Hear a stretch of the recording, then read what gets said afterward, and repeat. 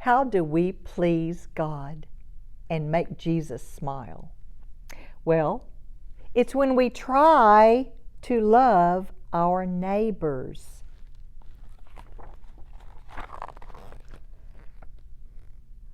I live in a house on Daffodil Lane where the kid next door is really a pain.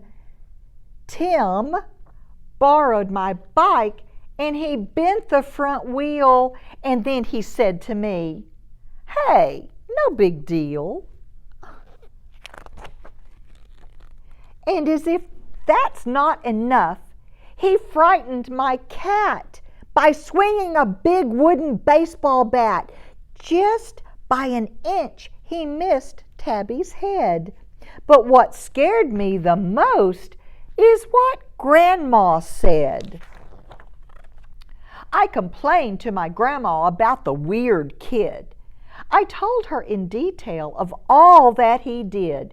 She listened and smiled and nodded her head. But I almost croaked.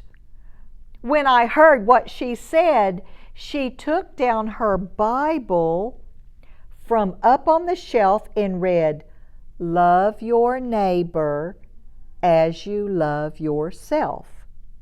I said to my grandma, "You never met Tim." "I'd gladly love anyone, but Grandma, I can't love him." I waved bye to Grandma and I went on my way. I hoped to forget all she had to say. Loving your neighbor may sound sweet and good, but not if your neighbor's named Timothy Wood. I wished I could move to an igloo somewhere where my next door neighbor's a big polar bear. I'd gladly invite the fine fellow for tea. He could sit by my fire and watch my TV. We could play checkers and police and crooks. Why, I'd even loan him my favorite books. To be a good neighbor, I'd surely love him. But please, don't you tell me I gotta love Tim. And what if I lived far away in a jungle? In loving my neighbor, I'd surely not bungle. Even if bunches of wild chimpanzees lived right next door way up high in the trees, I'd let them go first when we swung on the vine.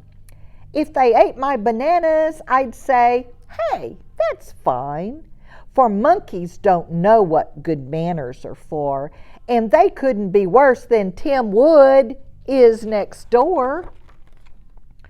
Or what if I lived on a boat with a sail, where my closest neighbor's a great big blue whale? I'd be just as good and as nice as can be. I'd sure love my neighbor and hoped he loved me. And what if the place that I called my home was the very same place that the elephants roam? I'd cut lots of grass and invite them to lunch. In the lake, I'd pour Kool-Aid and make purple punch. And if they forgot to say thank you or please, or didn't say bless you if somebody sneezed, I wouldn't say anything bad. I'd say, "That's all right." We'd be friendly neighbors and we'd never fight. Or what if I wandered up north on the loose, where my nearest neighbor's a long-legged moose? To be a good neighbor, I'd cook a fine meal of moose-friendly food. Not such a big deal, and even if 54 moose friends came too, I wouldn't be mad or make a to-do because he's my neighbor. I'd be nice to him and ever so grateful he's nothing like Tim. I sat on my front porch and dreamed what I'd do if I lived in a cave or a big city zoo, and all I imagined, no matter how grim, seemed pretty good compared to Tim. Then I heard an odd noise, and I glanced at Tim's place, and there sat my neighbor with tears on his face. I watched in surprise, and then I felt bad. I wondered what made my neighbor so sad. I stood and I waved and I called out, "Hello!" Then I got off my porch and I walked over real slow. "What's up?" I asked. "Is the world going to end?" He frowned, then replied, "I don't have one friend." I swallowed real hard and I looked down at my shoes. I pondered, and then I wondered, what did I have to lose? He wasn't an elephant, moose, or a whale. He couldn't leap trees or swing by his tail. Then all of a sudden I wanted to see if I could love Tim the same way I love me. I wasn't real sure about what he would think. He might laugh out loud, or he might make a big stink. "Well, Tim," I began, I'd like to be friends and get along better and make some amends." His eyes lit up and he said, "That's cool!"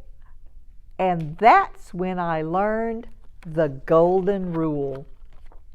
Now, most of the time, Tim and I have a blast, and I think that our friendship is one that will last. But sometimes we battle, and we both get defeated. That's when I remember how I like to be treated. And even on days when we just can't agree, I try to love Tim the same way I love me.